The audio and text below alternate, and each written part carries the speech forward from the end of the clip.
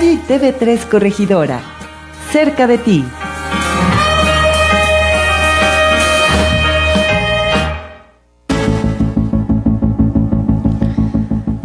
Hola, buenas tardes. Gracias por acompañarme.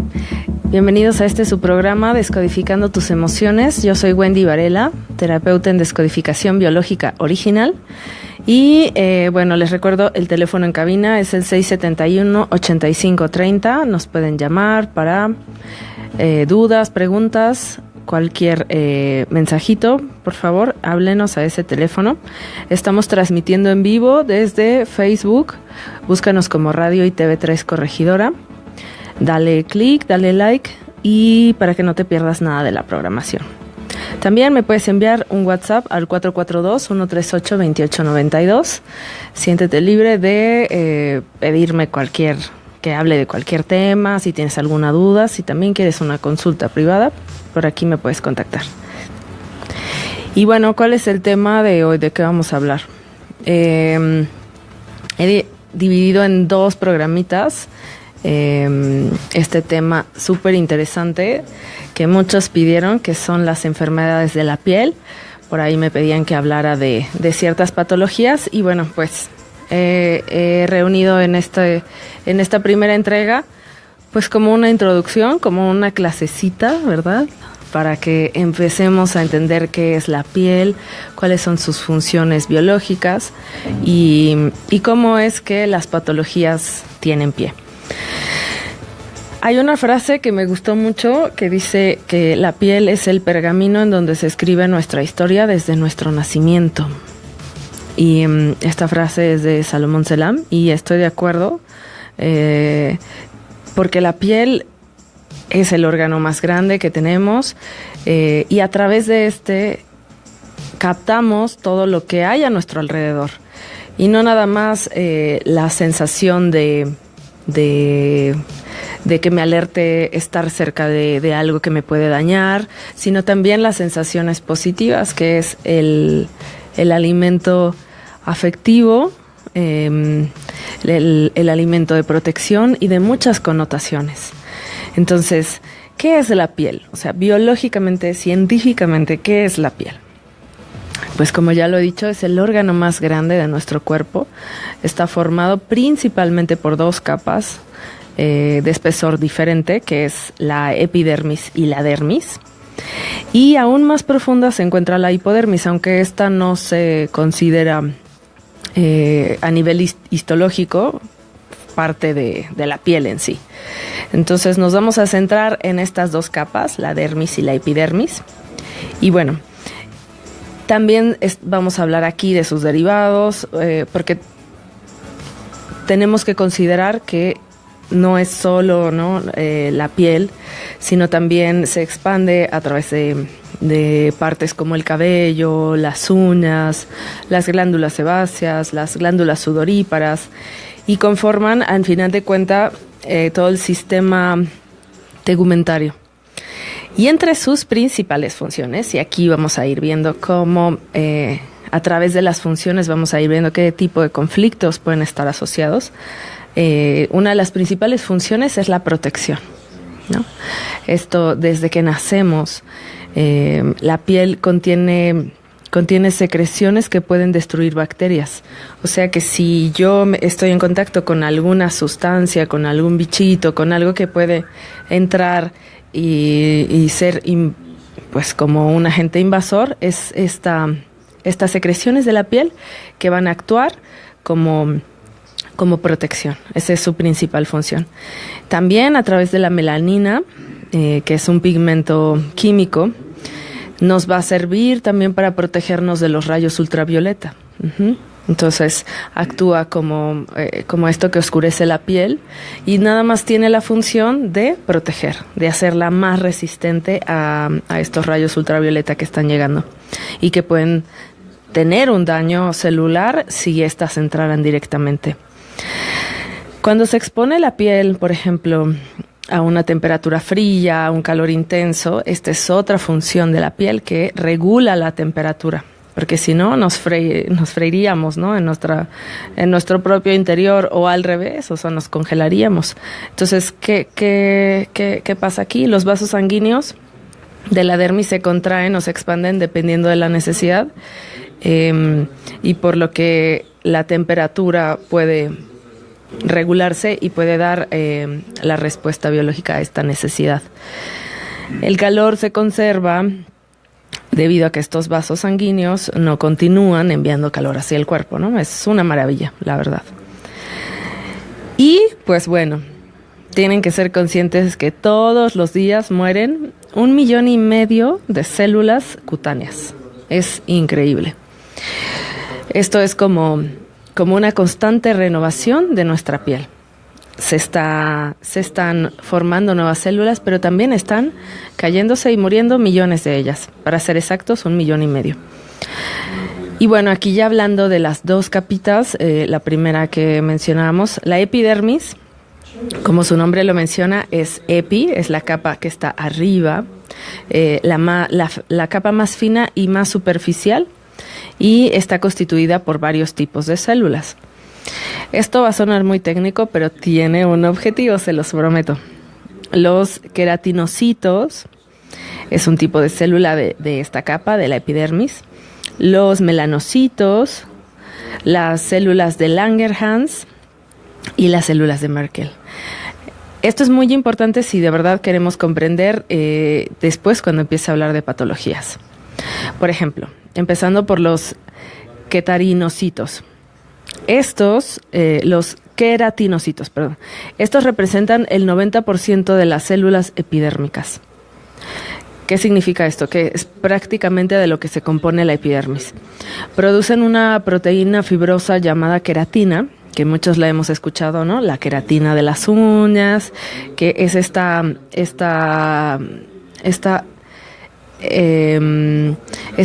tipo de células que lo vemos en las uñas, que nos hace tener uñas resistentes, que no se quiebren, que esté el cabello, ¿no? La queratina del cabello, que esté bonito, súper bien protegido, que no se abran las puntas. Entonces la queratina tiene esta función. Y protege al organismo, obviamente, contra el calor, las sustancias químicas, las bacterias. Y además son especializados en la secreción de esta capa impermeabilizante, ¿no? De esto que nos recubre. Existe una primera capa constituida de células madres, que es la capa basal. Esta se produce sin cesar para dar queratinocitos jóvenes, ya que cuando éstas llegan a la superficie desaparecen y mueren. Esto hace posible limitar la pérdida de calor y funciona como un primer obstáculo para los agentes externos. ¿Por qué es importante mencionar esta capa basal? Porque finalmente se están produciendo, como lo dice aquí, una cantidad impresionante de queratinocitos. Estos empiezan a producirse y pues obviamente van a subir a la superficie, en donde van a hacer su función de impermeabilizar, de recubrir, de proteger, etcétera, y después mueren y se caen, ¿no? Y esto es una cosa constante. Y pues obviamente tiene que mantenerse dentro de un rango normal. ¿Qué quiere decir esto? Que no puede producirse tantas células que no dé tiempo a que se caigan. Y por el contrario, no puede ser una cantidad menor, porque si no, nuestra piel se vería afectada, ¿no? Tendríamos que estar menos protegidos. Entonces, se tiene que mantener un rango muy, muy, muy perfecto para que esto no sea ni de más ni de menos. Esto lo hago hincapié en esto porque cuando hable de psoriasis van a recordar esto de este tipo de células, las que generan la queratina. Otro tipo de células son los melanocitos. Estos representan un 8% de todas las células epidérmicas, y ahí ya prácticamente estamos hablando del 100% de las células. Ya nada más queda un piquito que se divide en las dos siguientes. Los melanocitos producen esta sustancia llamada melanina, que todos conocemos, que como lo he dicho es el pigmento químico que ayuda a protegernos de los rayos ultravioletas. Por ejemplo, en un albinismo está caracterizado por la imposibilidad de producir este tipo de células.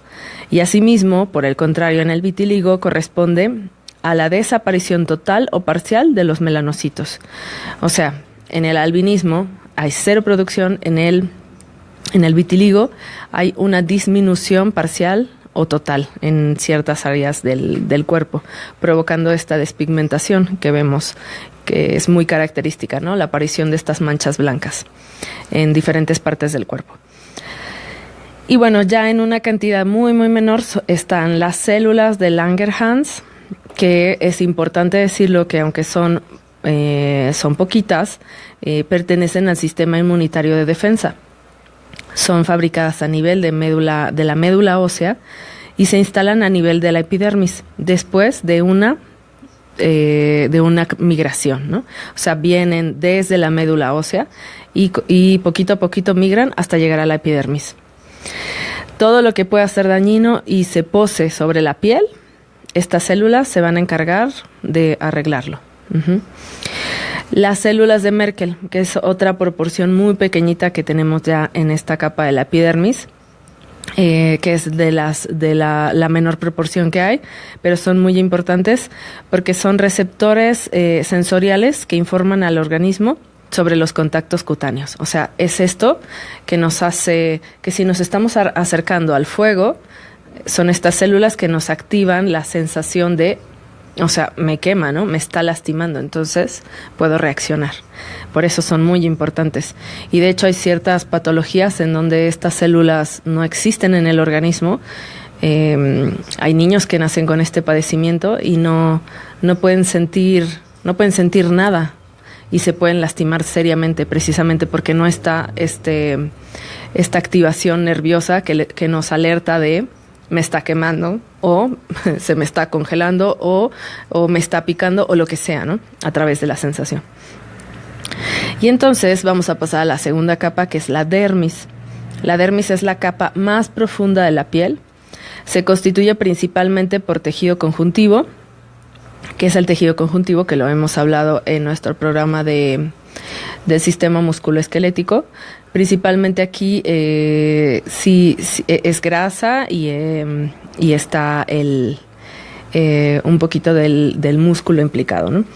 Le dan a la piel su elasticidad, pero principalmente es grasa. Le dan a la piel su elasticidad, su resistencia, su flexibilidad, su capacidad para estirarse, como por ejemplo en el embarazo, ¿no? Las mujeres, esta capa de la dermis es la que hace posible ese estiramiento excesivo en un periodo muy corto de tiempo. Y bueno, entrando ya en el tema, ya que hemos comprendido estas dos capas importantes, ¿por qué lo he puesto así? Porque hay unas patologías que afectan a la dermis y hay otras patologías que afectan a la epidermis y hay patologías que afectan a ambas. Entonces no es lo mismo los conflictos biológicos de una que la otra. Normalmente cuando una persona está con patologías de piel o que tiene de lo que yo me enfermo, normalmente toda mi alteración psíquica se manifiesta en la piel. Vamos a escuchar mucho en las personas que se expresan con esta necesidad del contacto, ¿no? Son personas de que quieren estar muchísimo en contacto con las demás personas, te dicen constantemente pero estamos en contacto, se me eriza la piel, me salvó el pellejo, ¿no?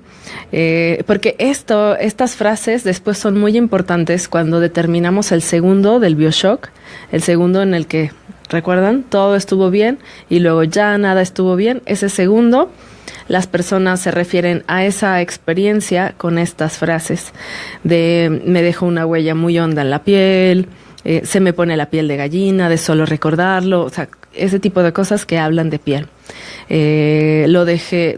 Perdí el contacto, lo perdí de vista, aunque la vista tiene que ver con más patologías de piel. A veces todo este sistema, porque estamos hablando también del sistema nervioso, también involucra la piel. Entonces, ¿cuáles son los conflictos biológicos? La epidermis, que fue la primera capa que hablamos.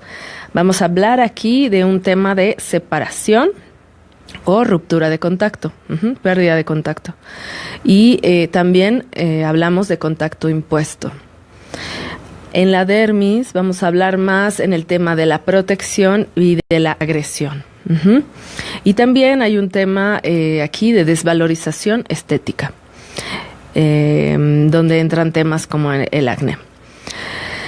Y entonces, antes de entrar como en las patologías, recuerden, vamos a tener 2 programas. Ciertamente no nos va a dar tiempo hoy de hablar de todas las patologías que me han pedido, que sí son bastantes. Pero sí es muy, muy importante que entendamos como esta introducción. Y también quiero hablar de la importancia del contacto piel con piel desde el nacimiento. ¿Por qué quiero hablar de esto? Porque lo he comentado incluso en otros programas, que esto es fundamental. Y muchas de las patologías de piel en adultos que vienen a consulta es que su origen está en esta etapa, cuando eran lactantes. Cómo fue su nacimiento, cómo fue la separación de contacto con la madre. Porque el niño crece tanto físicamente y necesita el alimento, ¿no?, real, la leche, pero también crece mentalmente a través de los alimentos afectivos, y esto tiene toda la connotación del contacto, de sentirse protegido. Entonces, mientras más se estimula el sentido del tacto, mientras más un bebé sea tocado, apapachado, más madurará el sistema nervioso, y esto está científicamente comprobado. Más evolucionarán las aptitudes psíquicas y psicoconductuales del niño. Su capacidad motriz tiene un avance increíble. De hecho, si ustedes ven documentales o cualquier estudio relacionado a los bebés prematuros, que normalmente los aíslan porque tienen que estar en estas cunas especiales conectados con 1000 cosas. De hecho,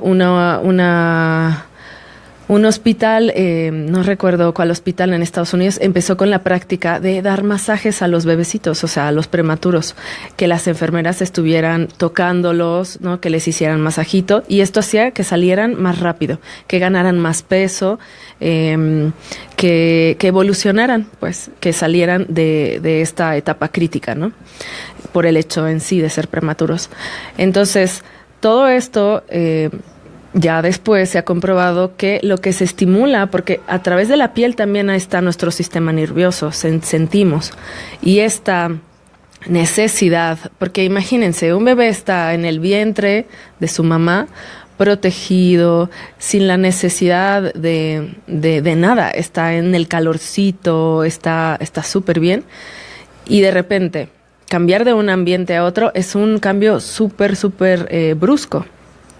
Y si este cambio, agrégale que por alguna razón, la que sea, no estuvo cerca, piel con su mamá, esto crea en él diferentes conflictos. Hablamos ya de los conflictos de túbulo colector, que el niño se siente solo y entonces empieza como a edematizarse, pero también hablamos aquí ya, en este caso, de problemas de piel. Porque esto de no estar en contacto, esto de no sentir el calor, esto de crea en él una sensación de no tener la protección, de que algo va a pasar con él, pero a nivel de piel. Hay muchas dermatosis en los bebés que después de que se analiza con la mamá de qué fue lo que pasó, ¿no?, desde el nacimiento, o incluso después, o sea, todo el nacimiento pudo estar súper bien, la mamá lo tuvo piel con piel, y después hay una ruptura de contacto, que es cuando la mamá, no sé, regresa a trabajar, porque esto se da mucho con niños que están en la guardería o en centros de cuidado. Aunque si bien hay cuidadoras, maestras que los apapachan muchísimo, pues hay otros que no corren con la misma suerte, ¿no? Entonces, para ellos es muy, muy importante. Les calma esa necesidad tan grande por obvia naturaleza que tienen.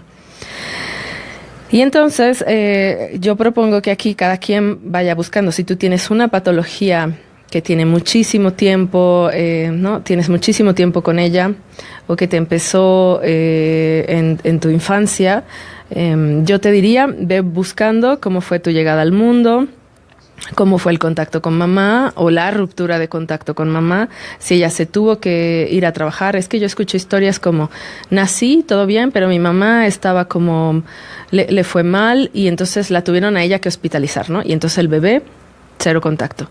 O el bebé nace prematuro y lo aíslan.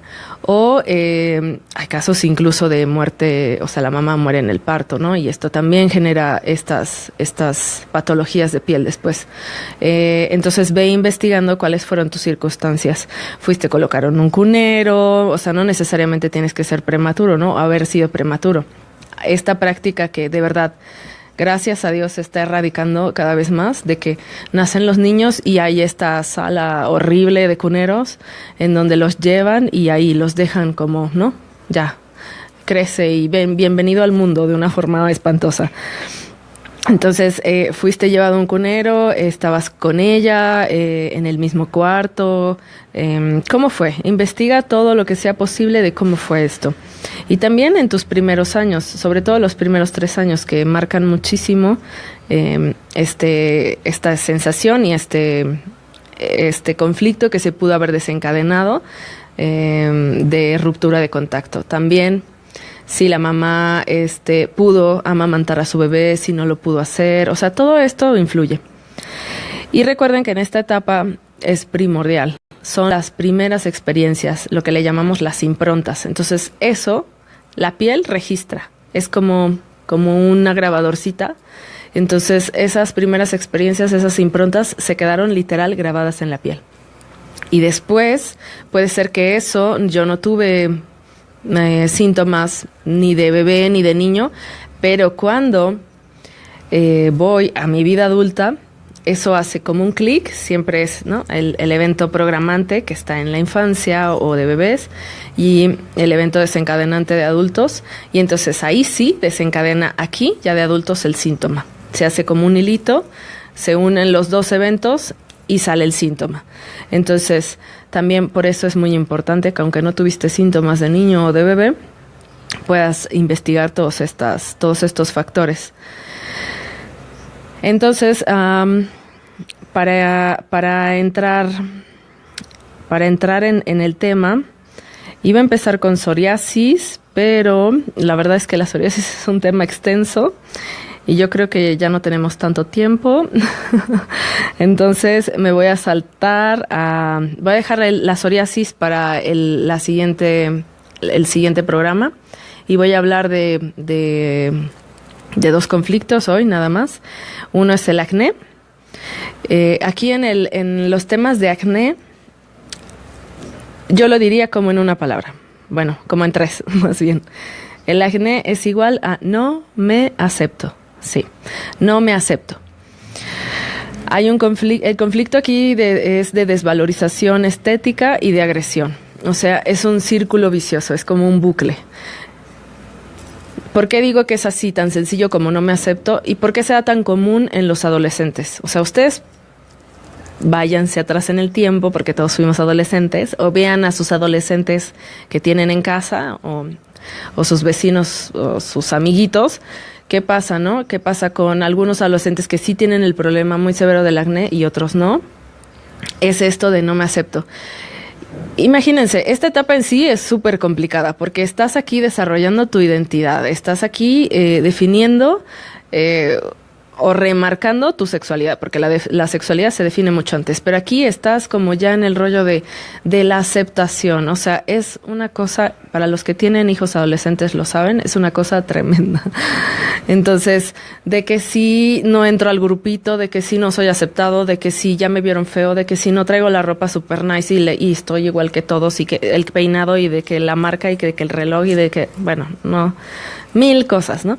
Entonces, es una constante lucha para el adolescente la aceptación. O sea, adolescencia es igual, yo diría, aceptación. Entonces, por eso es un problema muy característico el acné en esta etapa, porque de esto se trata todo.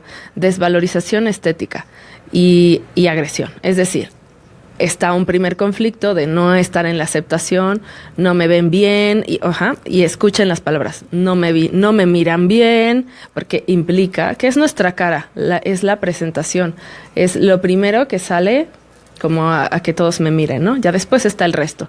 Pero la cara es sí, nuestro primer contacto con el otro.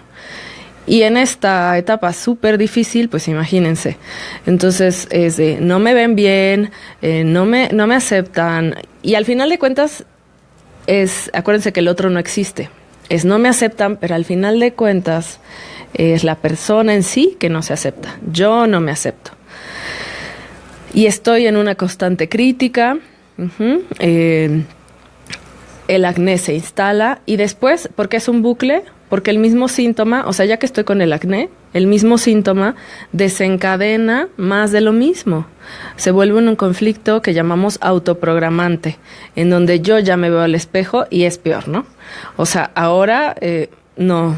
Y sí o no, los adolescentes pasan horas frente al espejo. Horas. Entonces, sí. ¿Y ahora qué tal las selfies? Sí, no, bueno. Entonces, es muchísima la presión. Obvio, los adultos lo hacemos también, pero para ellos no. Es una cosa fundamental de estar bien, la imagen, es eso. Entonces, yo ya tengo el problema de acné y ahora me veo al espejo y estoy así de, ay, no puede ser, ¿no? Y así, o sea, exprimiéndome, picándome y con la psique a todo lo que da, de mira nada más, ¿no? O sea, lo que tengas en tu rollito en la cabeza de qué horrible te ves y cómo voy a salir, y eso es agresión. Entonces, ya está el conflicto de desvalorización estética. Luego le agrego el conflicto de agresión, autoagresión que me estoy dando, y eso, adivinen cómo va a responder la piel. Con más acné, voilà. Entonces se hace un círculo vicioso. Por eso cuando me ha tocado con chicos con este problema, les digo a ellos y a sus mamás, quítale los espejos por 15 días, de verdad. Y el acné se reduce considerablemente porque ya no estamos en este rollo de la autoagresión. Ya después trabajaremos el conflicto de no me acepto, ¿no? De trabajar esto, pero primero hay que quitar el conflicto autoprogramante y esta es una buena solución. No te ves al espejo durante 15 días, no importa, te vas greñudo a la escuela.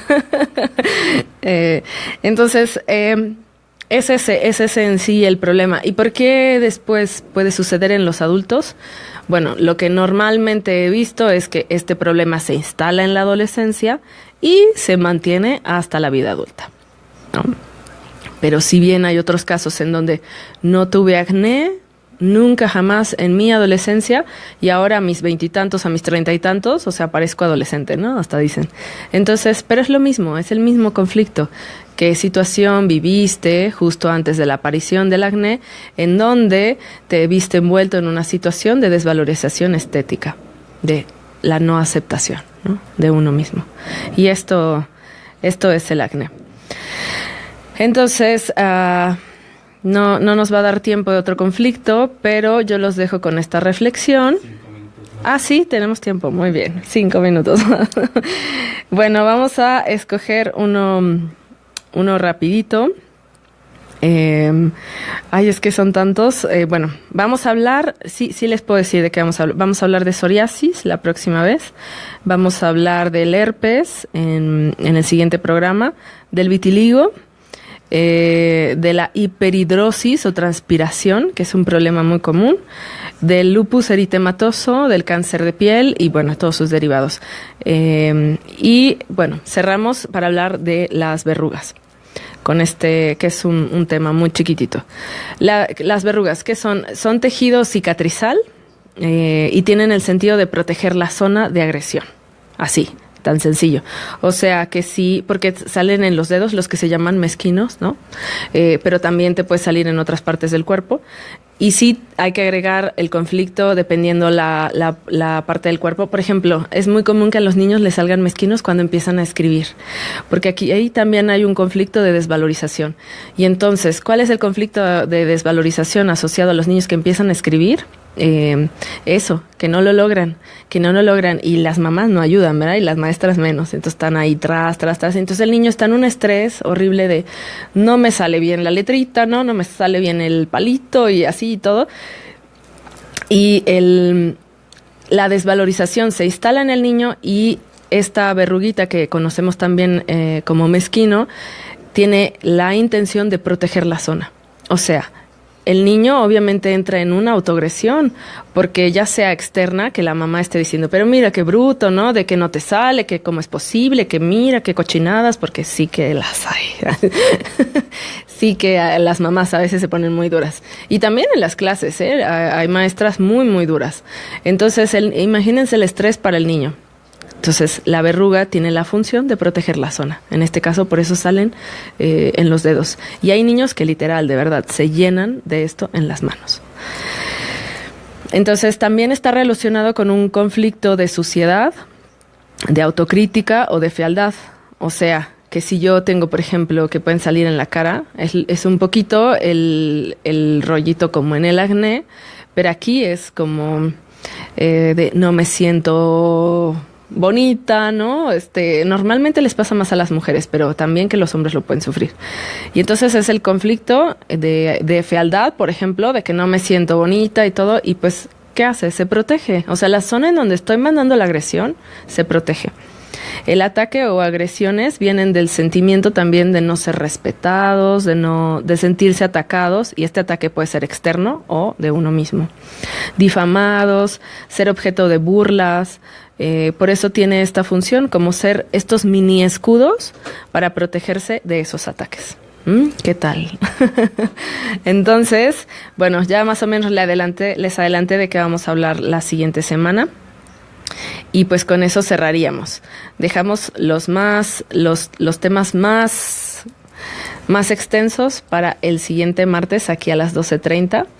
Por favor, si tienes cualquier duda, cualquier mensaje, nos puedes mandar ahí a través de la página de Facebook o bien a mi teléfono 442-138-2892. Pues con esto cerramos el programa. Yo te agradezco que nos hayas acompañado el día de hoy y nos vemos el siguiente martes a las 12:30. Ah, sí, productor, un segundo. Porque mi hija me está viendo y me dijo, mami, mándame un mensaje. Entonces, Jimenita, muchas gracias por verme hoy, mi amor. Muchos besos a tus abuelos y nos vemos la siguiente semana. Te quiero mucho. Gracias. Hasta luego. Bonita tarde.